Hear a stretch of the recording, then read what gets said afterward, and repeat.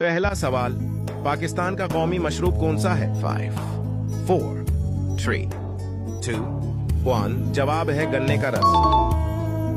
पाकिस्तान का कौमी खाना कौन सा है? 5 4 3 2 1 जवाब है निहारी।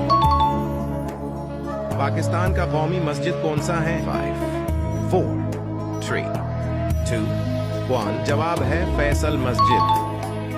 पाकिस्तान का कौमी मिठाई कौन सा है? 5 4 3 2 1 जवाब है गुलाब जामुन।